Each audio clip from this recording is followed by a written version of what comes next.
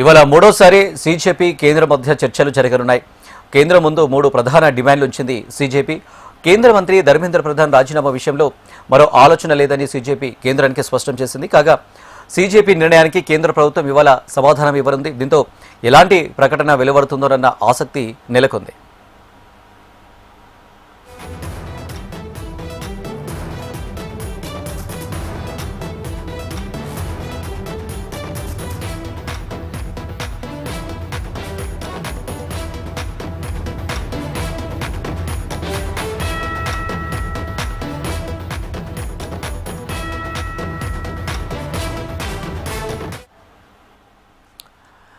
రెడ్డిగా ఇవాళ మూడోసారి సీజేపీ కేంద్ర మధ్య చర్చలు జరగనున్నాయి. దీనికి సంబంధించి మరిన్ని డీటెయిల్స్ మా కన్సల్టెంట్ ఎడిటర్ శివప్రసాద్ అందిస్తారు. శివప్రసాద్, చెప్పండి. ఈరోజు మూడోసారి చర్చలు జరుగుతున్నాయి. ఈ చర్చల నేపథ్యంలో ఎలాంటి రిజల్ట్ బయటపడే అవకాశం ఉంది, ఎలా ఉండనుంది? అంటే ప్రధానంగా సీజేపీ 3 డిమాండ్లు అయితే నెరవేర్చింది ప్రభుత్వం ముందట. కేవలం 2టికి మాత్రమే సానుకూలంగా స్పందించింది. మరోటి ధర్మేంద్ర ప్రధాన్ ఎవరైతే ఉన్నారో రాజీనామా చేయాలంటూ కూడా సీజేపీ ప్రధానంగా డిమాండ్ చేస్తుంది. దీనికి సంబంధించి కేంద్రం ఎలాంటి స్పష్టత ఇవ్వనుంది? ధర్మేంద్ర ప్రధాన్ రాజీనామా చేయడం దాదాపు జరిగే పనిలాగా కనిపించట్లేదు. ఇప్పటివరకు ఉన్నటువంటి పరిస్థితుల్లో ఒకవేళ వాళ్ళు తలవగ్గదలుచుకుంటే ముందే ధర్మేంద్ర ప్రధాన్ రాజీనామా చేయమని వాళ్ళు అడిగి ఉండేవాళ్ళు. ఒకవేళ అది ఇంతవరకు జరగట్లేదు అంటే బహుశా అటువంటి ఉద్దేశం కూడా వాళ్ళకి ప్రస్తుతానికి కనిపించట్లేదు. మరోవైపు ఒక పక్క 2 డిమాండ్స్ నెరవేరిన తర్వాత కూడా 2 ప్రధానమైనటువంటి డిమాండ్స్ ఎవరెవరైతే అసూలు కోల్పోయారో నీట్ ఎగ్జామ్ తర్వాత జరిగిన పరిణామాల్లో అటువంటి వాళ్ళందరికీ కూడా ₹1 కోటి ఇస్తామని చెప్పి ఆల్రెడీ ప్రభుత్వం సీజేపీ చేసినటువంటి డిమాండ్ కి అంగీకరించింది. ఆ తర్వాత ఎవరైతే స్టూడెంట్స్ యాజిటేషన్ లో పాల్గొన్నారో వాళ్ళ మీద పెట్టినటువంటి కేసులను ఎత్తివేయడానికి కూడా అంగీకరించింది. ఈ 2 డిమాండ్స్ అంగీకరించిన తర్వాత కూడా మళ్ళీ అగైన్ వాళ్ళు దే ఆర్ అసెంబ్లింగ్, మళ్ళీ అక్కడికి వచ్చి మళ్ళీ బ్యారికేడ్ల మీద కూర్చోవడం, వాటన్నిటిని తొక్కేయడం, పక్కకి నెట్టేయడం, మళ్ళీ ఈ కార్యక్రమాలన్నీ మళ్ళీ యథావిధిగా యాజిటీస్గా మళ్ళీ అన్ని జరుగుతున్నాయి. 2 డిమాండ్స్ అయిపోయిన తర్వాత యాజిటీస్ కొంత హాల్ట్ ఇచ్చి ఒకవేళ వాళ్ళు ధర్మేంద్ర ప్రధాన్ రాజీనామా చేసే వరకు మా యాజిటీస్ ఆగదు, మేము ఇవాళ మధ్యాహ్నం వరకు చూస్తాం. ఎందుకంటే భారతీయ జనతా పార్టీ ఎన్డీఏకి సంబంధించినటువంటి మంత్రులు ఏదైతే అడిగారో మధ్యాహ్నం వరకు టైం కావాలి, రేపు మధ్యాహ్నం అని నిన్న సాయంత్రం చర్చలు ఏదైతే అడిగారో ఆ టైం వరకు వెయిట్ చేయాల్సింది. అలా వెయిట్ చేయకుండా మళ్ళీ పొద్దున్నే మళ్ళీ యథావిధిగా మళ్ళీ విజువల్స్ మళ్ళీ యాజిటీస్ గా అక్కడి నుంచి అదే పరిస్థితి, మళ్ళీ నినాదాలు, మళ్ళీ గందరగోళాలు ఇవన్నీ కూడా మళ్ళీ స్టార్ట్ అవుతున్నాయి.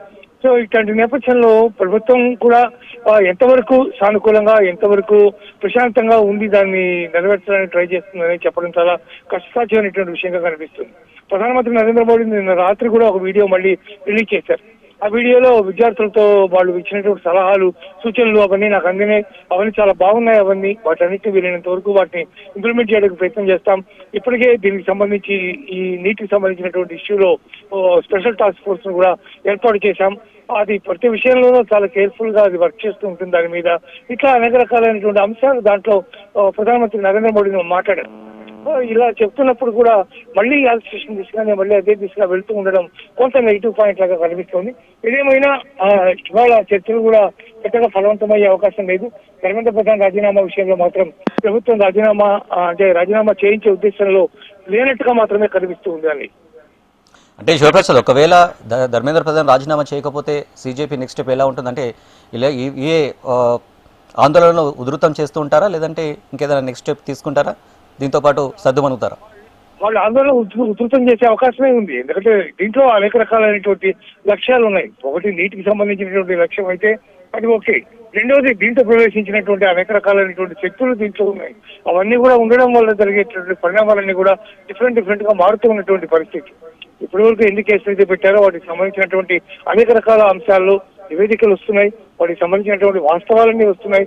ఇవన్నీ కూడా వస్తున్నటువంటి నేపథ్యంలో మరోవైపు కోర్టు కూడా దాని మీద డీటెయిల్గా రిపోర్ట్ ఇవ్వమని చెప్పి కూడా ఆదేశించినటువంటి నేపథ్యంలో వేరే టర్న్ తీసుకునేటువంటి అవకాశం కూడా కనిపిస్తుంది. ఏదేమైనా ధర్మేంద్ర ప్రధాన్ రాజీనామా చేయించడానికి మాత్రం బీజేపీ సుముఖంగా లేదు అనేది వెరీ క్లియర్ గా ఉంది. ఇవాళ చర్చలు మరి ఎంతవరకు దాని మీద ముందుకెళ్తాయో అనేది వేచి చూడవలసి ఉంది. అంటే శివప్రసాద్, మరొక అంశం తెరపైకి వస్తుంది. ఈ ఉద్రిక్తత నేపథ్యంలో రామ మందిరంలో జరిగిన ఏదైతే కుంభకోణం ఉందో దాని దారి మళ్లించడానికి ఈ సిచ్యువేషన్ అనేది కొట్టొచ్చినట్టు అనిపిస్తుంది. ఏమంటారు మీరు?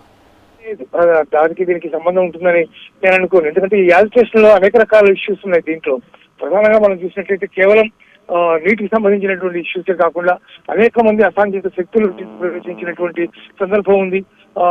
పాకిస్తాన్ సంబంధించినటువంటి అనేక రకాల గ్రూపులు దాంట్లో ఇన్వాల్వ్ అయినటువంటి అంశం ఉంది. బంగ్లాదేశ్ కి సంబంధించినటువంటి అనేక అంశాలు ఉన్నాయి. ఇట్లా చాలా అంశాలు దాంట్లో పొందుపరిచి ఉన్నటువంటి పరిస్థితి మనకి కనిపిస్తుంది. చాలా వాటి మీద ఇప్పటికే కేంద్ర ప్రభుత్వం యాక్షన్ తీసుకుంటున్నటువంటి పరిస్థితి కూడా కనిపిస్తుంది.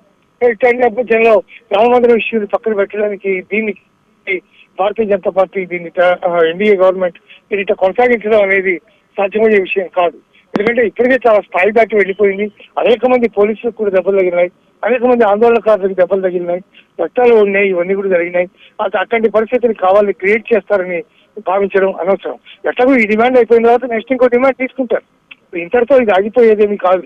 ఈ డిమాండ్ తర్వాత ఇంకో డిమాండ్ ఇలా వస్తూనే ఉంటాయి అనే ఉద్దేశం కూడా కేంద్ర ప్రభుత్వానికి ఉంది. కానీ విద్యార్థుల ఇష్యూ అనేది చాలా ఇంపార్టెంట్ కాబట్టి, విద్యార్థులను నెగ్లెక్ట్ చేయలేదు కాబట్టి అదే దిశగా ప్రధానమంత్రి నరేంద్ర మోడీ కూడా కదులుతున్నారు. వాళ్ళని గుర్తించినట్టు, వాళ్ళని గౌరవించినట్టు ఉండాలి, వాళ్ళ సలహాలు సూచనలు పాటిస్తున్నట్టుగా ఉండాలి. అవన్నీ ఉన్నందువల్ల నిజమైన విద్యార్థులు ఎవరైతే ఉన్నారో వాళ్ళందరికీ దీని మీద ఒక మంచి సదభిప్రాయం కలిగేటటువంటి అవకాశం ఉంది. న్యాచురల్ గా వాటన్నిటిని దృష్టిలో పెట్టుకునే ఆయన వీడియోస్ రిలీజ్ చేస్తున్నారు, సహనం పాటిస్తున్నారు. ఈవెన్ మీరు గమనించినట్లయితే ఆంధ్రప్రదేశ్ లో కూడా ఈ రకమైనటువంటి పద్ధతి స్టార్ట్ అయింది.